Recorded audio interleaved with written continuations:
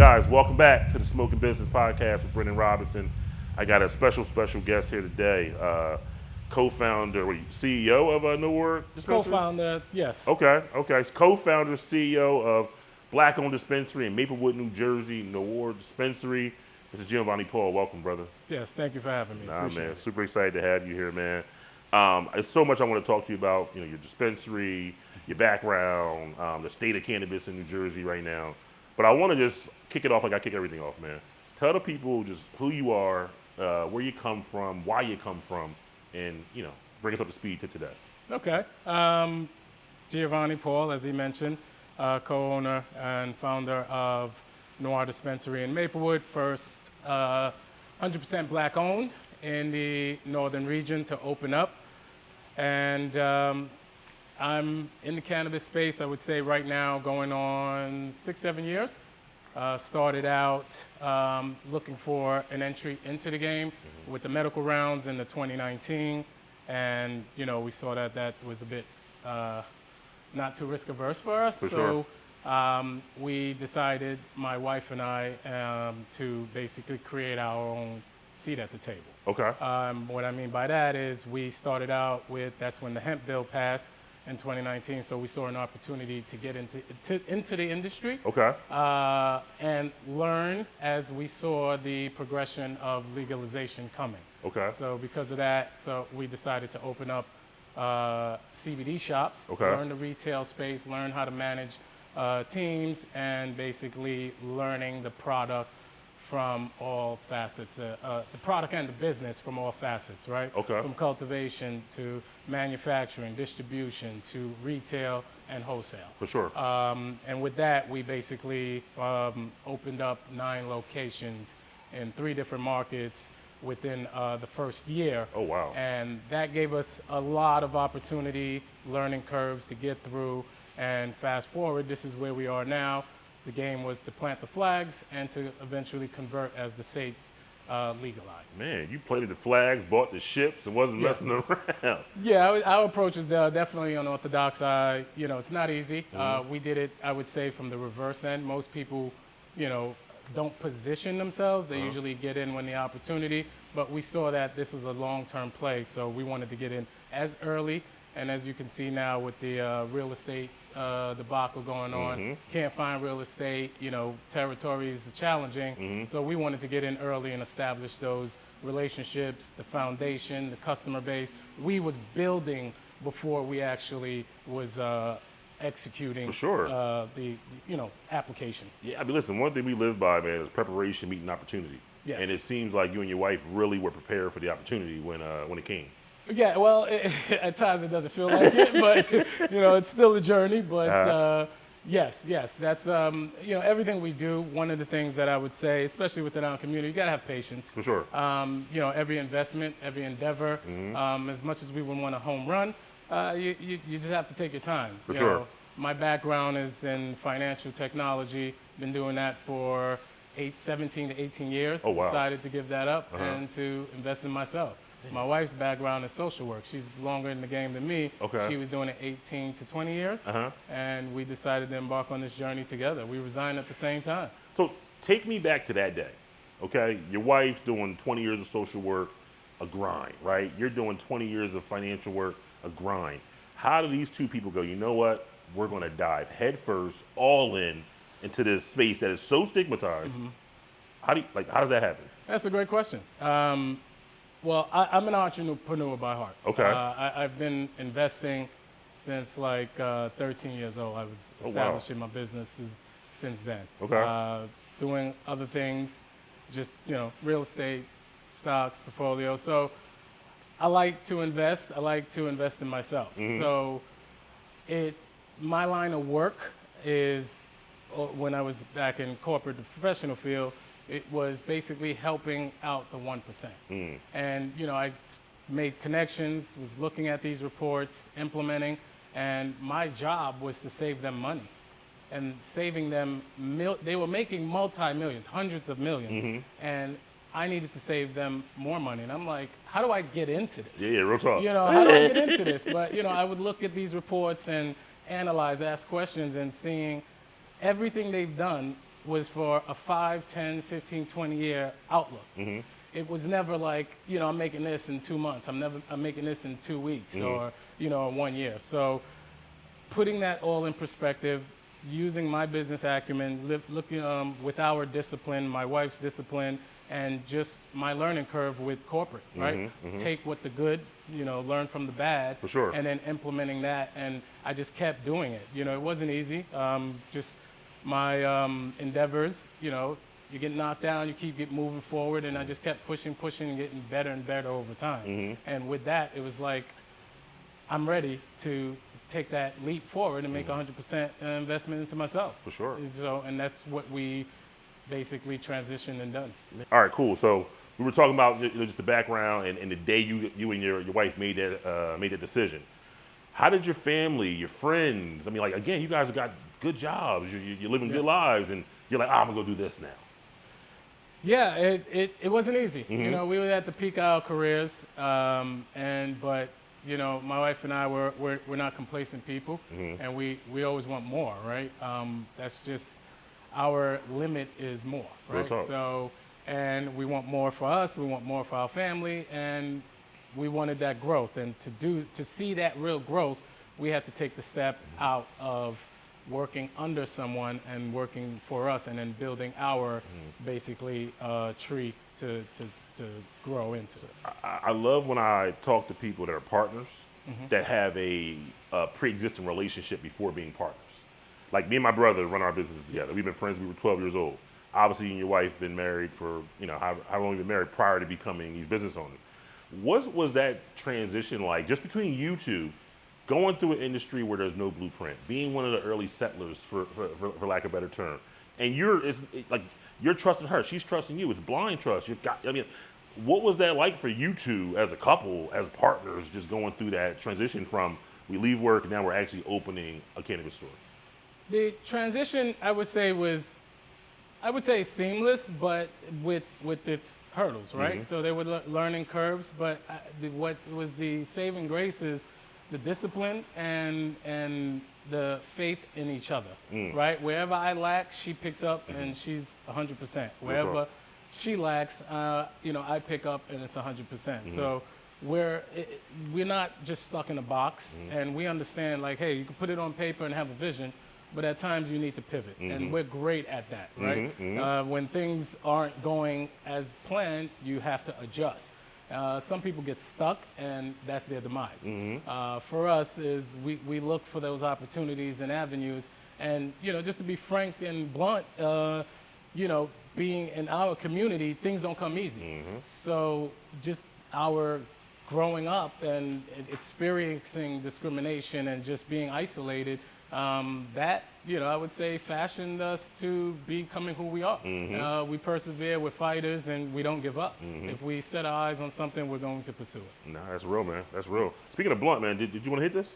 No, I actually don't smoke. You don't smoke? No. Okay. No, You consume it all? I do consume. Okay. I'm more of an edible guy. I'll do beverages, Okay, edibles.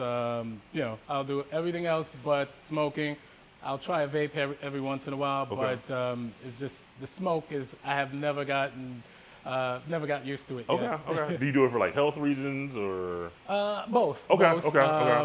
Mainly to, I would say almost everybody majority of people come in with anxiety, but sleep and anxiety. Okay. And for clarity. Understood. Definitely help to keep the brain moving when needed. It's so funny you say that. I was watching the podcast last night, and the guy was saying for clarity he doesn't smoke, and I'm just watching like, man, for clarity I gotta smoke.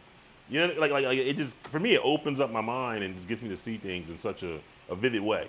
And I'm similar but opposite. So I do it for clarity for the following day. Okay. So, I consume so much brain power throughout the day, and my brain cannot shut off. So I need it to be forced rebooted. For sure. So that's for me, that's where my medicinal purposes come in. Gotcha. So allow me to get that sleep, replenish, get up, and I'm ready to go back at it. Nah, man, that's I get it. That's smooth. So, I mean, October 28th, 2023. Yes. You guys opened a one of the first black-owned dispensaries here in New Jersey. You and your wife. the journey, we already talked about it, man. Like, what is that day like? What is, like, just walk me through your emotions and feelings that day. Oof, I just got chills just reliving that. It was a lot of anticipation, the anxiety. I don't care what product I was taking that day. Could it be suppressed? You're like, oh, is it going to be a good turnout? Is it going to, is it, you just never know, right? Yeah, for sure. And I get people still today telling me, they want to get in and, they want it to be successful, but you could put so much heart and effort, you still never know until it actually happens, right? And it wasn't our first rodeo. It wasn't our first grand opening. It wasn't our first process. We went through it. We stuck to the blueprint. We followed the map. And it's just the day comes and, you're just anticipating. It's getting closer. It's like, hey, it's 11 o'clock. No one's here yet, And then, but lo and behold, it was a great turnout. It was over 500 people that showed up, and all walks of life, family. We made it family friendly. We saw kids out there playing. Police officers was congratulating us. The mayor, president, the COO of the bank, BCB, was out there to awesome. congratulate Shout out to us. BCB Bank, man. Yes, shout out to BCB. So there was definitely tons of council members, town support, but just to see the community come out to embrace us, 100%. And I'm like, wow, like we really put in that work, and it really, the fruits of our labor really is showing. For sure. And, it brought chills, it brought tears to my wife's eyes and my eyes, and where we was just, I think pictures are all over the internet, we just embraced each other and said, took a deep breath and was like, we did it. Like it was, the weight was lifted at that time, because it's like you're on tense, you're always on edge and tense. Is it gonna work? Is it gonna work? Is it gonna turn out? How is it gonna turn out? And it was a beautiful turnout, and since then it's been a blessing, and we haven't looked back since. Absolutely, man. I mean, we're coming up on the 1 year anniversary. By the time this airs, we're probably right around the 1 year anniversary. Has it lived up to your expectations? Is it what you thought it was gonna be? Is it different? Yes, and the reason why is because we baked in 5 years of that experience. We've done mentorship, and even through that, I've learned where people would come in with these exacerbated expectations. They're gonna make 5 million, in the first year, and I'm like, you just don't know retail. Yeah. All right, that's not an easy task, and us knowing that. We've surpassed our expectations, and we continue to surpass it. So it's definitely, we're on par. We're exceeding what we've projected. For sure. And the growth is there, but the challenges are also there too. And the industry, as I would say, is competing against itself. With it not being fully legalized nationwide, federally legal. For sure. And with all the banking regulations, the SAFE Act, and just the scheduling, that it competes with itself. It's like, how do you operate, but you can't accept credit cards, right? Yeah. When that will basically yield higher tickets. So things like that, you got to get creative. You have to look for solutions that can get you to the next level until the industry evolves. And that's where being agile and being, not being complacent comes into play. But we got the business. I would say, we learned the business first, then executing and learning the cannabis compliance challenges. So that's where I would say the challenges are, but it isn't too significant to impact our growth. Well, listen, you hit the nail on the head. When you guys first opened, Stanley and I came to see you maybe a few weeks afterwards, and I remember talking to you and just like, how things going, asking me people you were seeing every day. And I asked that same question to everybody that I go see and talk to. And you gave me one of the, I won't share what it was, but like, you gave me one of the realest answers. Like, your expectations made sense to me. And you had a mark you wanted to hit by a day you wanted to hit it. Whereas everyone else was kind of like, yeah, we're going to do this and we're going to do that. I'm just like, okay, cool. You know what I mean? Like, I guess, right? And when you're running a business, man, like, expectations aren't just like, I hope that happens. Yes. These are projections. People's money's involved, time's involved, blood, sweat, tears, bills, kids. Like, there's so much riding on these expectations. I don't even call them expectations. Yeah. I call them non-negotiables. You know what I'm saying? Because if we're going to succeed, we know what we got to do. And you had that on the head. So I'm just so happy that you shared that piece of it, because I think a lot of folks can learn from that. Yeah. You also talked about experience. You and your wife having a CBD company, knowing how the industry works with hemp and just how regulated it was, huge advantage going into this. But I do want to talk about 3 words you said and all that at that time. And I'm tell you why I want to talk about that. I feel like so many people open up. Let me say it again because I spit. I feel like so many people open up and it's a celebration. It's that feeling. It's that nostalgia, right? How could it not be? You worked your whole life, 2 years, 5 years, 10 years, however long it's been. It's hard work. How can you not be excited? Yeah. But literally, the day you go to bed on that grand opening, and you wake up the next day, it starts all over. Over again. Yeah. Talk about that part. It's you definitely need some grit. You definitely need some grit. It's exhausting, because you set a task, you set a challenge, and you set a goal, and you meet that goal, but the post is always moving, and it continues to move. And that's where, as I alluded to in the beginning, where this is not short term, right? We're long-term visionaries where we're looking and setting forecasts and projections. For sure. And we're looking at, okay, we achieved this. Now we have a 3-year plan. We have a 5-year plan. We have a 10-year plan. So it doesn't just stop at grand opening. And it's really not just putting out a short-term plan. It's really from implementation, from execution to exiting, right? We basically put that into perspective, and that's what keeps us motivated. For sure. No, that's spot on, man. And I think, so I was checking you guys' website out, and you see it all over it, man. You guys are really big on wellness, quality. It's an uplifting, upscale experience, right? Being in the market where you're now selling so many other people's products, how do you maintain that same mantra around the quality of what you're selling and still, remain true to who you and your organization is, even though you don't have as much control as you may have had, say, on the CBD market now pushing the cannabis product or the THC products? And I'm glad you brought that up, because that was the biggest, I would say, something we didn't prepare for. Where we thought we had it all on the wraps. We were manufacturing our own products, and we were confident with our product, where we built a client base that believed in us.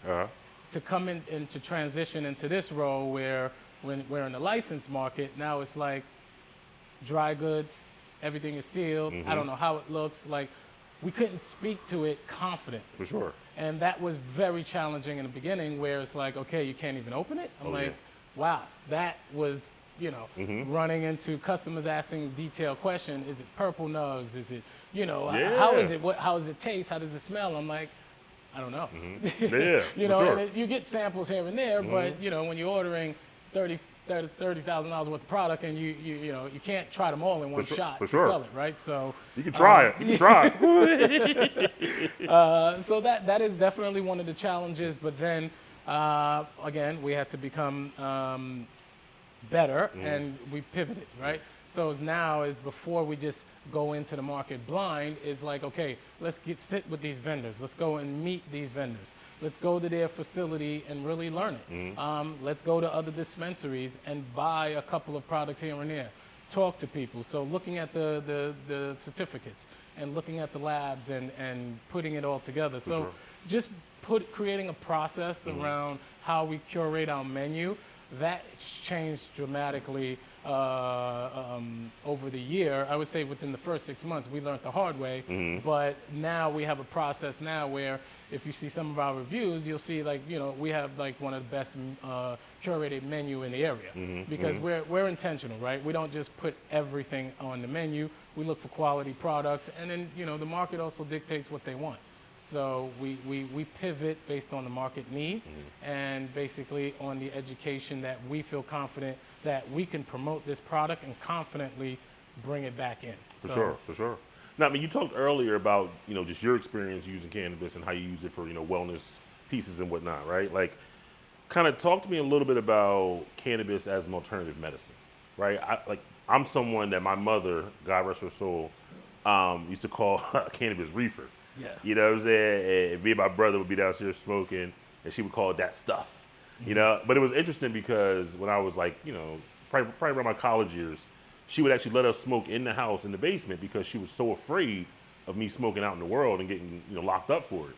And she hated it. Like she couldn't stand it, but she still just would prefer that, right? So like, I just remember always just pushing my mom, who was a diabetic, had cancer, on opioids, on OxyContin, Percocets. I watched her take that shit every day.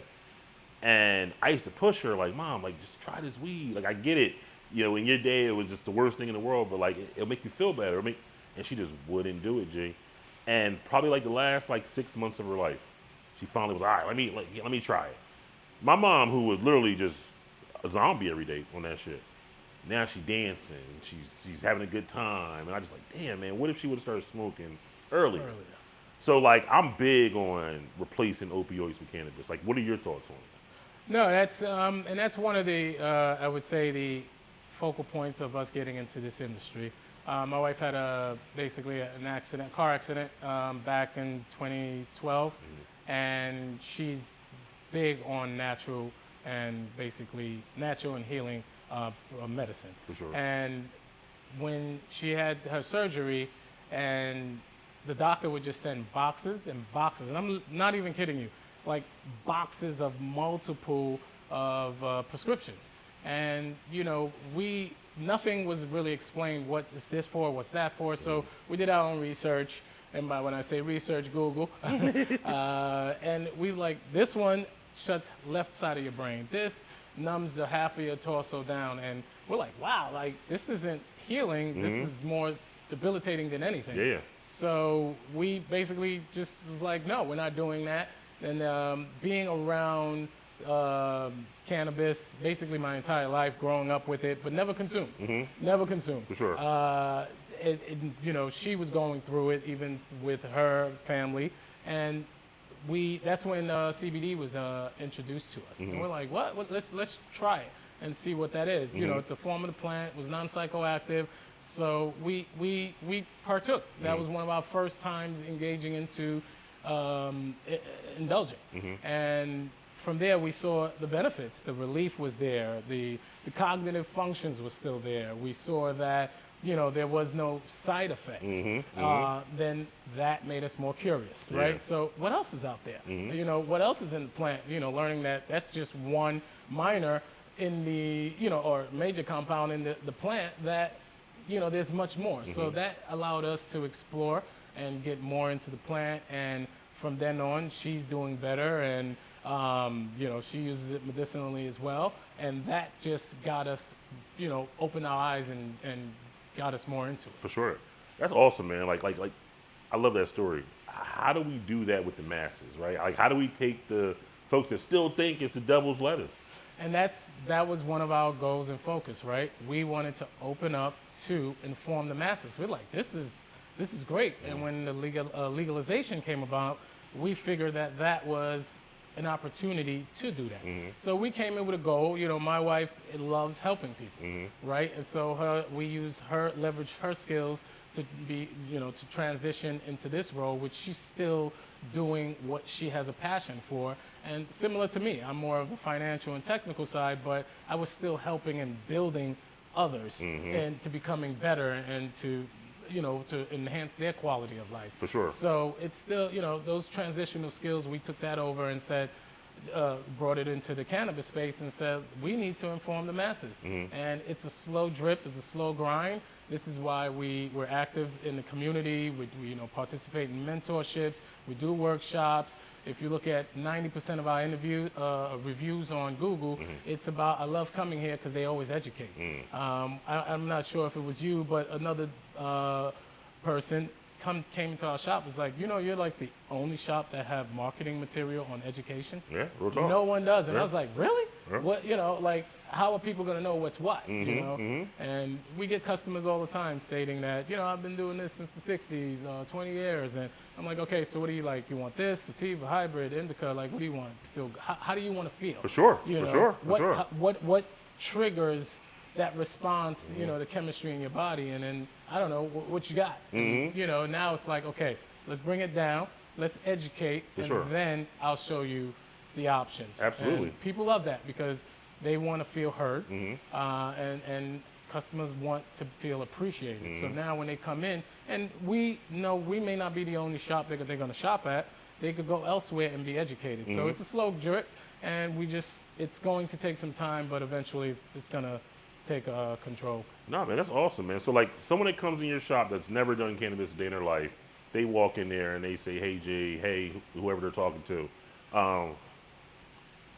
They say, "Hey, G," whoever they're talking to. I've never done this. Where do I start? What are you telling that person? Yeah, when it comes to that, we have to get more granular when it comes to that, right? Have you smoked? Are you a smoker? No. So are you open to consuming an edible? Yes. Okay. So we're definitely going to let them know. Definitely, I'd rather nothing happen than too much happens. Got If it. too much happens, they're going to run. They're Yep. never coming back when those experience happens on the first occasions. So we basically would look for a low to mild dose, tell them to cut it in quarters, and then scale up every 24 hours until you feel that adjustment in your body. But letting them know, informing them, and listen to your body.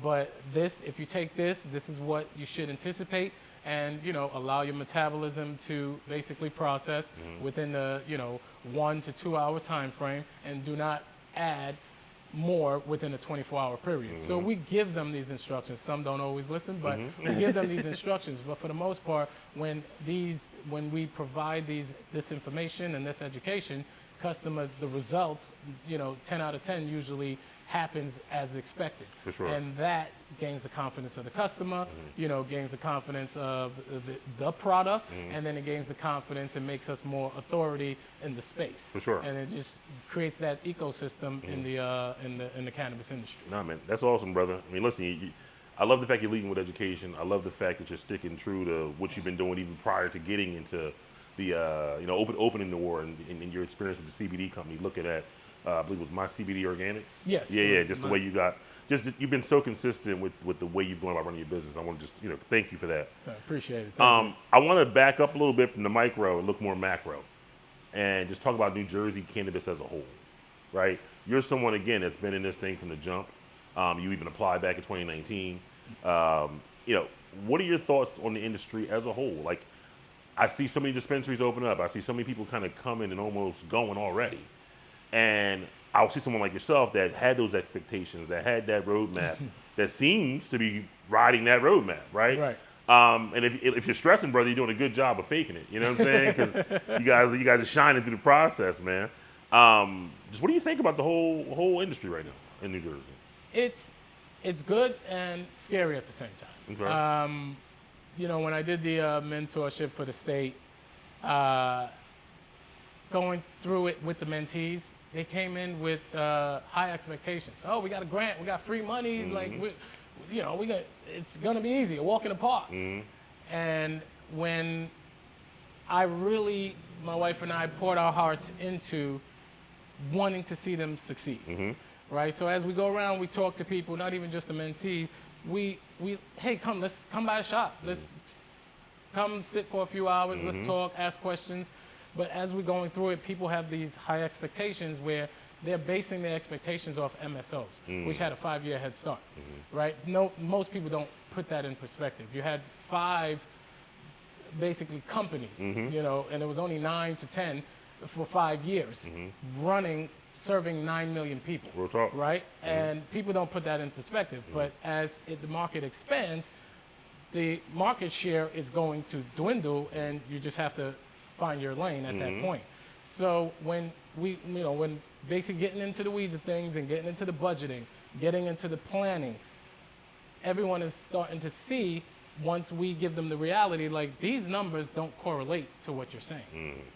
To make $5 million, on a 50% margin, you typically are going to be buying $2.5 million Real talk. in product, right? Yeah. So your COGS is already, do you have that? Through the roof with 288. Right, with 280, right? And not to say you're still paying the tax on the gross. For sure. So when we put that in perspective and then we hit the pen to the paper,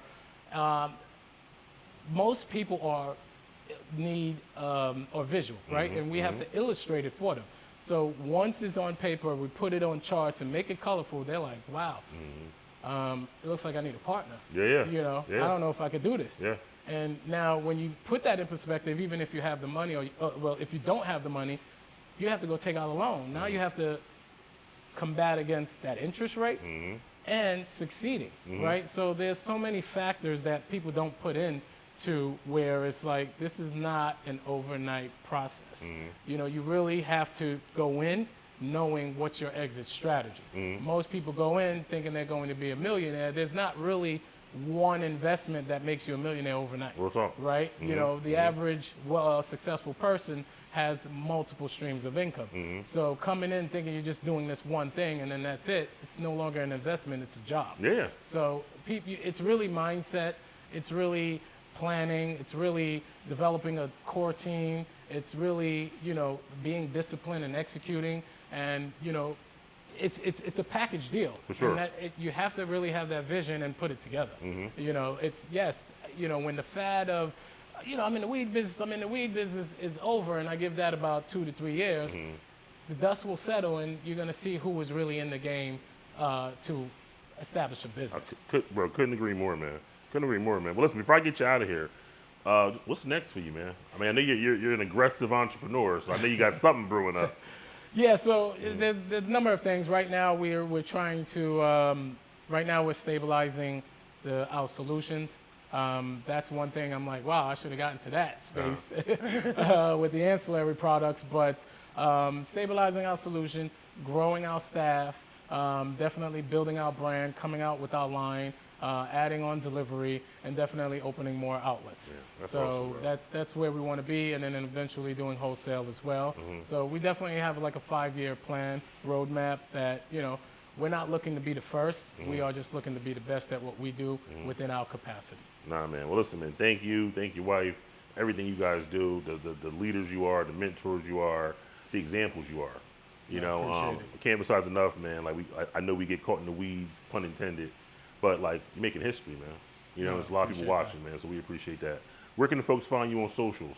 Yes, so you can find us on Facebook at Noir Dispensary _Maplewood, or you can find us on IG at Noir Dispensary, Maplewood, one word, and or you could go to our website, noirdispensary.com, and that's Noir, Noire, dispensary.com. All right, man. There you have it, guys. Been another episode of the Smoking Business Podcast with your boy Brendan Robinson. I want to thank you guys for tuning in. Like, subscribe, turn the notifications on. And until next time, baby, let's go.